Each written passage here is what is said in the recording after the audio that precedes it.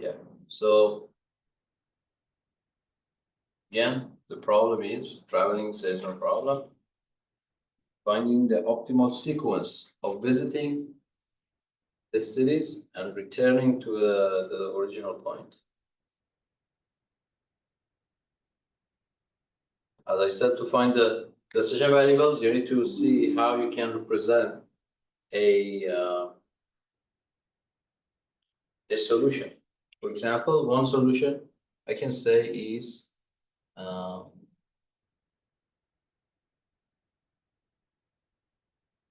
one, then two, then three, then four, then back to one. But how do I represent that? Those are 1, 2, 3, 4, 5 numbers. How do I represent that in a variable? I can have 5 variables. X1, the city that is visited first, X2, the city that is visited second, and so forth. But the problem with that is later on, when you want to do the model, you cannot really check. So let's actually go with this. X1 is the city I visit. City to visit first. X2, X3, X4, the same. So if that's the case, what would be my objective function? What would be the constraint based on that? For example, or how do I represent that solution? That solution will be basically X1 equals 1, X2 equals 2, X3 equals 3.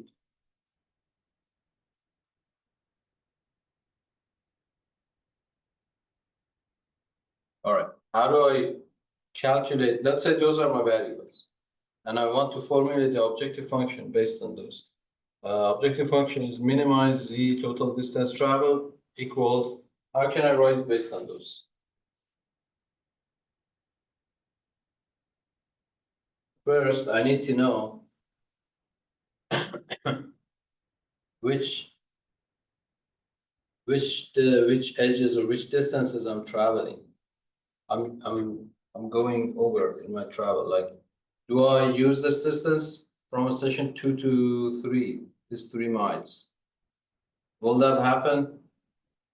Yes, because it's 2 and then 3. But how do I put it here? So that's really challenging. So there may be a better way of putting the answer into decision variable. Maybe there is another way I can represent the solutions with different decision variables. What do you think? Anyone online or Rashid? The way I approached this was also similar to assignment. Assignment and transportation, XIJ. Yeah, where I used binary for the answers. The only issue was I had to set the variable which would represent station 1 to station 1 and so on. I had to set those. Basically, you were saying XIJ is 1 if you go from a station J. If you go to a station J after a station I, and 0 otherwise. That's like what you're thinking, which is, I think, is a good way of modeling it. Anyone else? If you do that, we're gonna have a bunch of variables, which are gonna be x11, x212, x13, x14, and so forth, right? And then with these variables that are either 0 or 1, I can represent any solution such as 1, 2, 3, 4, 1. For example,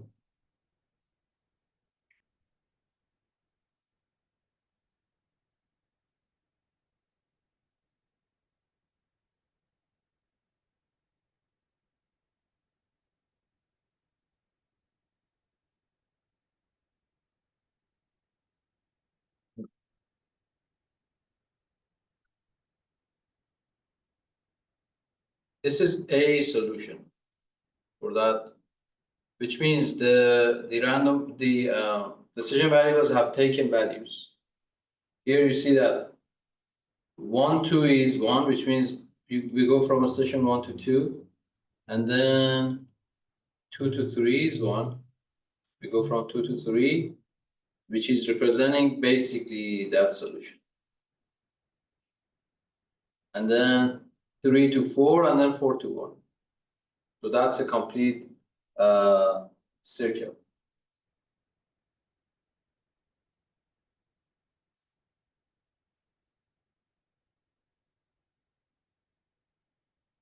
It's basically showing this route.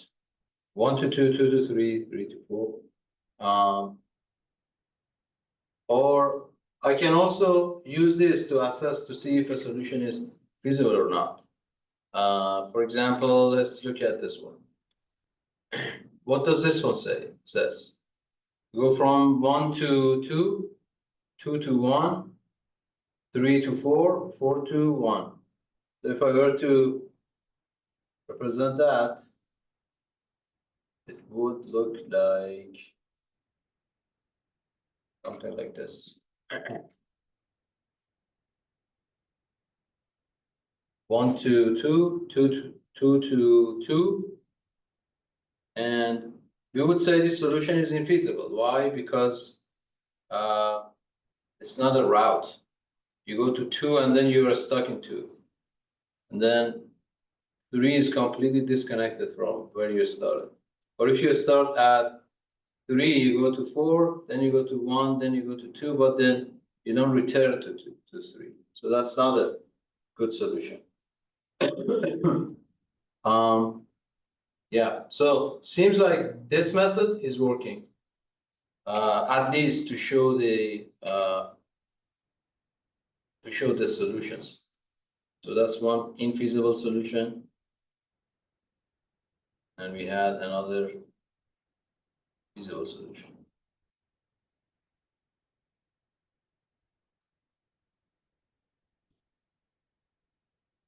So if that's the case, Xij is solution representation, then how would I write the objective function value?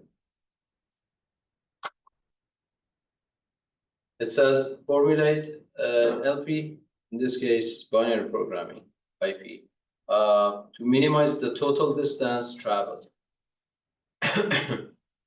How do I write a function based on Xij to minimize total distance traveled? Remember that these are our variables.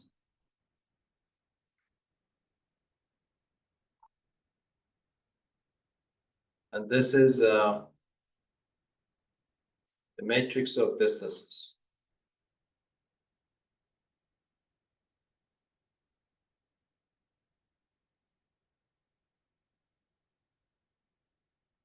If I multiply these two, I can get the objective function.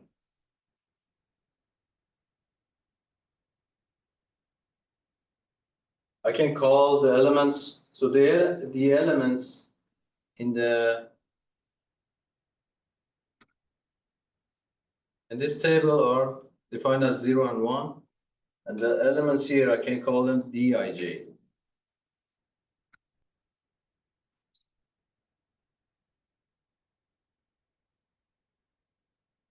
Like 4 is D12, and then this is D23, and so forth. So our objective function is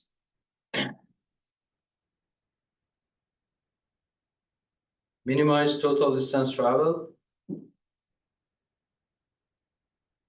which if I multiply those two matrices, I'm gonna get something like this. Minimize Z equals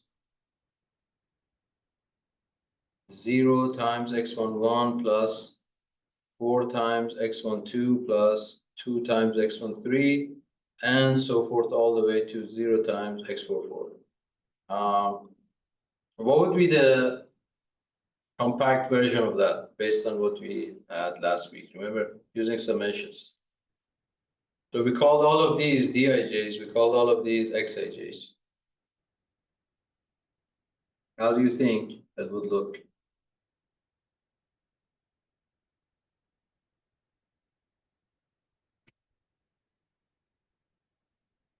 One summation, two summations. To put all of this in one term.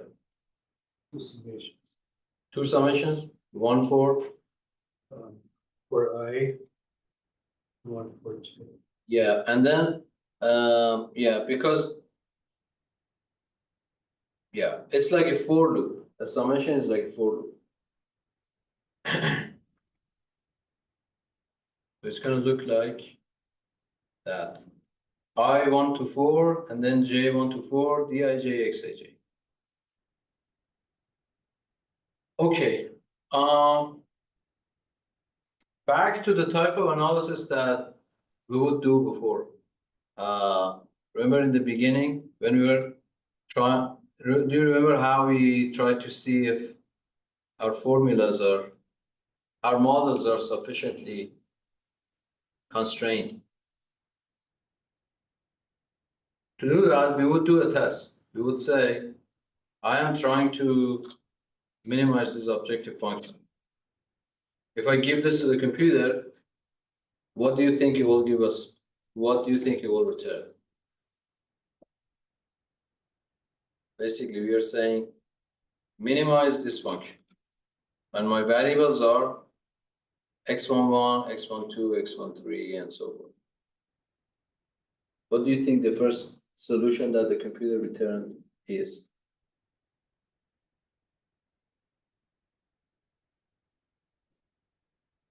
I will say, just make all those x's 0. If all of those variables are 0, some of them, actually before that, it would give us something else. It would say, make all of these minus infinity.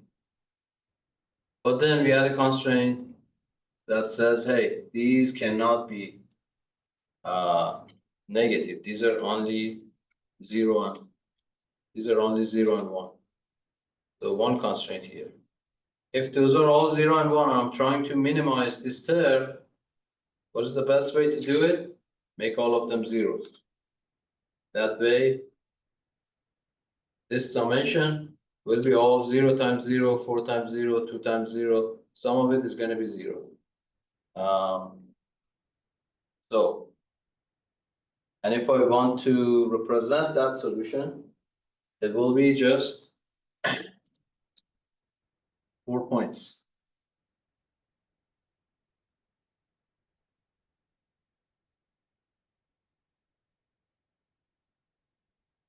With no connection. And as you know, that is infeasible. This is the solution representation. That's infeasible.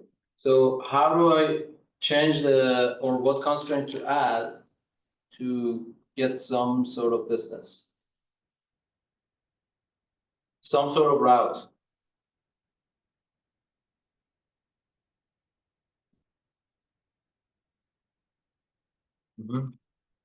We have to constrain each row and each column to equal 1. Each row and each column equals 1. Why is that? So that we can force the function, The algorithm to make sure that you enter each one and exit each one at least once. Because, for example, here, this is a good solution. You enter and exit each one of these solutions. So to do that, let's make sure sum of each row is 1, or we could say make sure enter each station exactly once.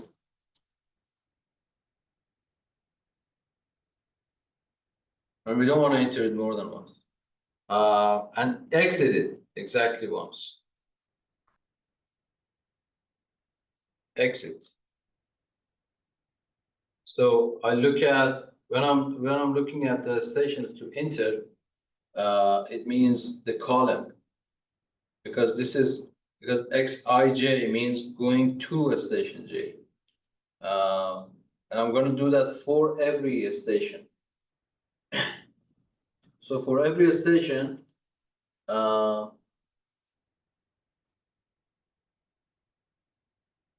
going to write that. For example,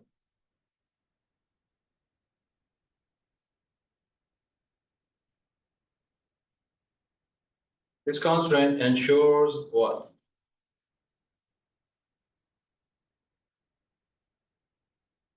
One enters one, two enters one, three enters one, four enters one. At least one of those is one. When I do that for station 2 and 3,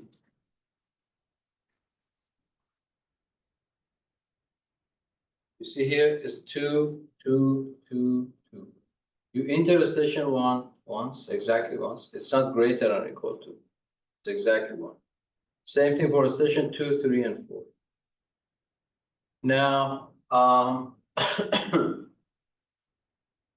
I need to do the same thing for exiting each station. But is there a better way to write these according to what we learned last week? First of all, this part of it, I can just write a summation that says sum of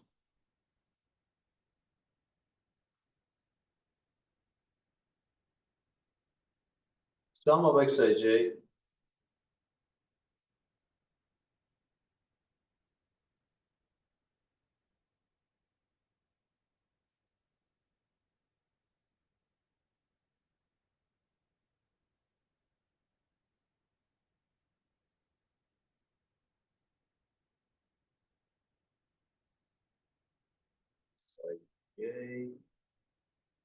sum of these equals 1. But for the first one, you see that the second one is constant. So it's the same J. So the one that's changing is the first one. So I'm going to say I goes from 1 to J. For the first one, all of these are just 1. So J for all of them is 1 in the first constraint. I'm talking about only, but this is the same as this one. These are the same equations. And if I do the same thing for all of them, it's going to be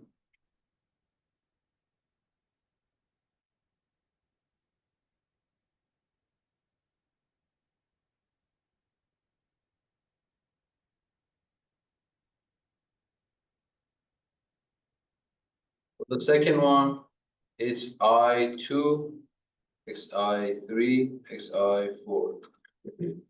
Some of those is 1. Now I see a pattern among all of these. Basically, I'm repeating this constraint 4 times, and the only thing that changes here is the second index J. So what is a smarter way of writing that? I can just say for station J,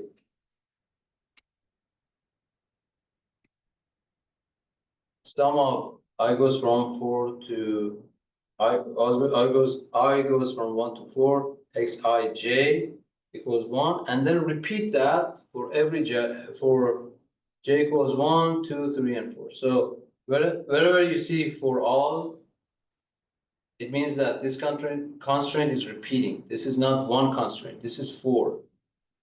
You have this constraint 1 for J equals 1, you repeat, which is this one.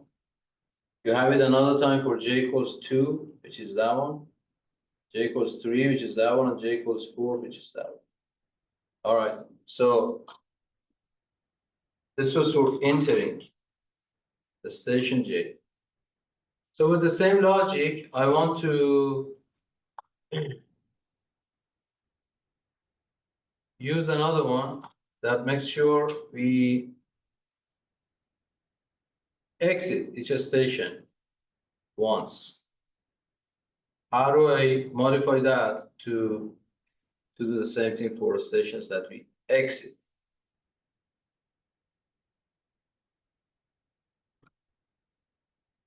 exiting the stations.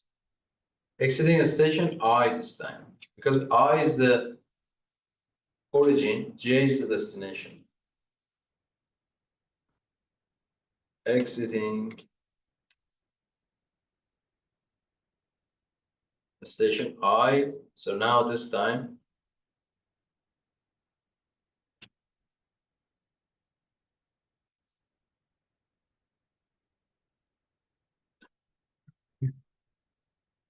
the summation is on J.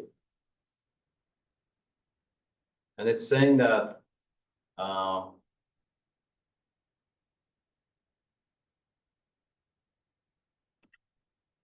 for every station that you exit, for every I equals 1, 2, 3, 4,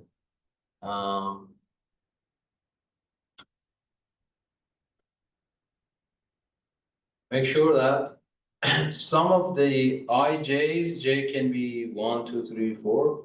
Some of those has to be 1. You can rewrite the condensed, the expanded version for this one. All right. So with these two constraints, the algorithm wants to make sure that these two are satisfied, but still the objective function is minimized. So what do you think will be the answer? The algorithm, the only thing the algorithm is thinking about is minimizing Z. And with these two constraints, what do you think will be the first answer? First solution. So it's saying, okay, I'm going to minimize Z, and Z is this term.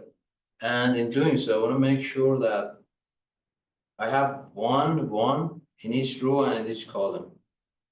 How do I achieve that? Let's say you are the algorithm. What would you suggest as the solution?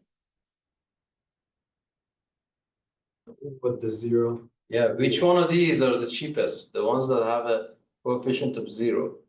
Should go back to the table, these guys. These DIIs or D11, D22, D33, D44, those are so the algorithm is gonna return this feasible solution. And representation of that is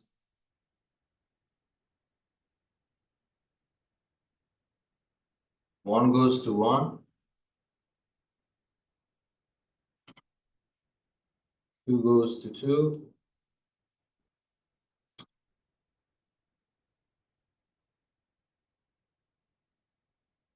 and so forth. 3 goes to 3. So what? How do I? These are called subtours. These are tours, subtours of length 1.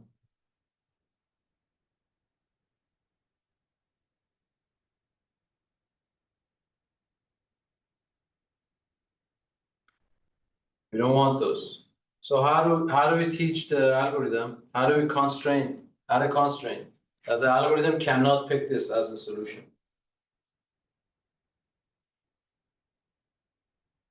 So let's add another constraint that says avoid subtours of length 1.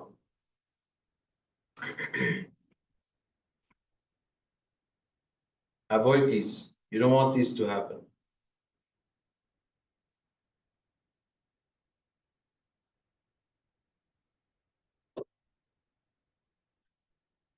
Any idea? How are these written? Like what is the variable associated with this one? X11. What is the variable associated with this one? X22, X33, X44. But can't we just say Set X1? them all to 0. What is it? Set them all to 0. Yeah, I can say X11 equals 0, X22 equals 0, or because they're all 0, I can just say some of them is equal to 0. Right? So these will not be chosen. This will be always 0.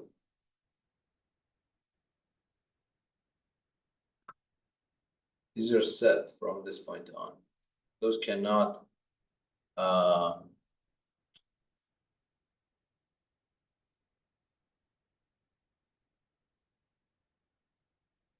those can't change.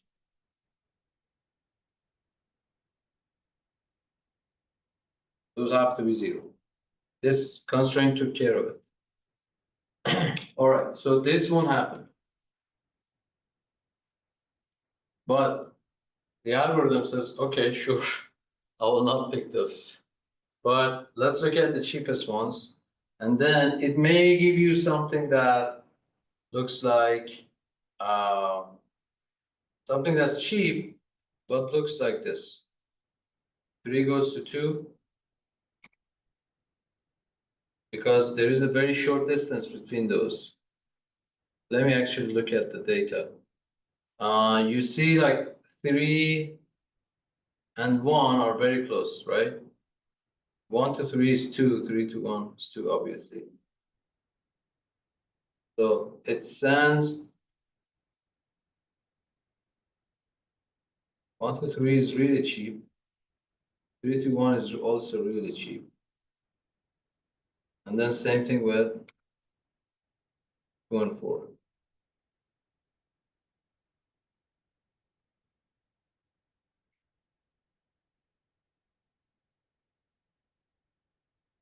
All right, that's the solution. 1 to 3, 3 to 1, 2 to 4, 4 to 1, 4 to 2. All right, what's the problem with this? Obviously, this is not also a good answer. You know why? What's the problem with this? These are disconnected. You cannot start at 1 and return at 1 after visiting all of the stations. You go back and forth to 3. So how can I avoid that? Those are called subtours of length 2.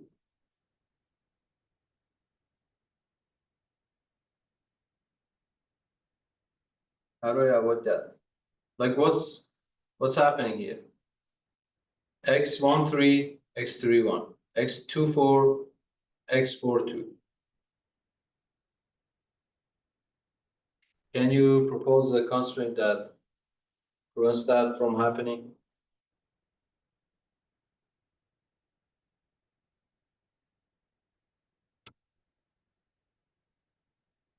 So if I do the same thing here, if I write X24 plus X42 plus all of those are 0, that's not a good solution because it completely deletes or avoids that path. Although maybe you want that in your, for example, this is a solution with some of the ones that we had already. So you don't want to get rid of those edges. But you just don't want them to happen at the same time. You just don't want to have X1, 3 and 3, 1 to be both 1. How can I write the constraint that expresses that? Xij and if Xij, you want to say this, if Xij is 1, you don't want Xji to be 1. So their sum should be equal to, like, should be less than Or, yeah, less than 2, basically. Xij plus Xji equals 1. For all I and j that are not equal, right? If I and j are not the same, make sure that only one of them is 1. In that case, if this is selected, this cannot be selected. If this is selected, that cannot be selected. Well, only one of them can happen. All right, so this will be taken care of. Although this is not the best way of writing this sort of constraints. Later on, I'll show you the if-then constraints, and I'll show you how to how to write constraints that have like an if-then a statement. If xij is 1, then xji has to be 0. Well, there is a smarter way to do this, because this is really not easy to write, to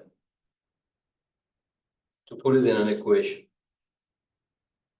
Anyways, so it seems like we figured it out, although what if now the computer finds a really cheap path that x2442 is not 0, it's not selected, however, this is selected.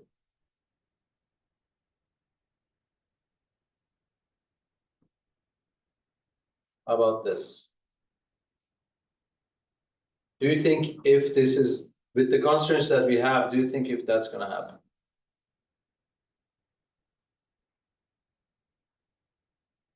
Now you have a subtour of 3, but do you think if the solution will happen?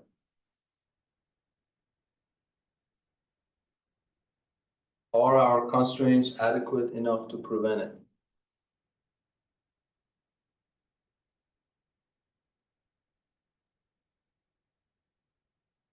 What's the problem with it? What's the problem with this solution? Nothing entering 1 as per. Nothing's entering 1. And this constraint is not gonna let that happen. So this solution will not happen. If this is the case, most likely it will be like that. 1 goes to 3, then 3 goes to 4. So 1 goes to 3, 3 goes to 4.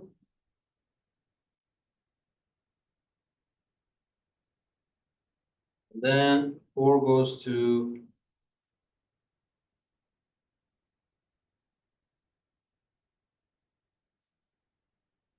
2. Okay.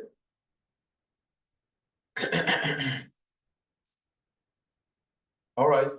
Seems like we figured it out. This should be fine. However, yeah. I have a small question. Mm-hmm.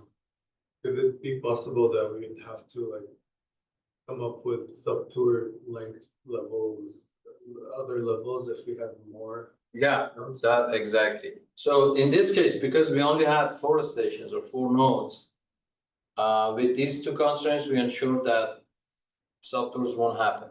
But with more nodes, let's say 5, 6, 7, 8, or 20, those will happen. That's why we later on will look at algorithmic ways of getting rid of those. It may be difficult to algebraic or with these equations to get rid of those.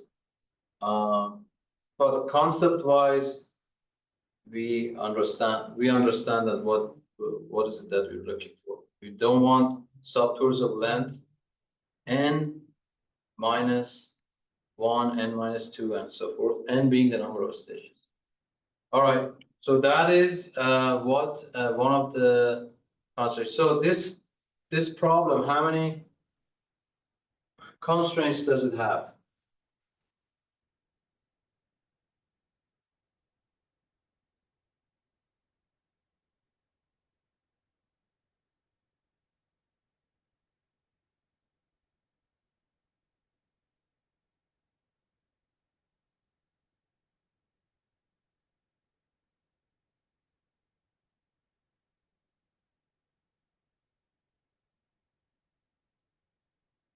They ask you this model, how many constraints does it have? What would you say?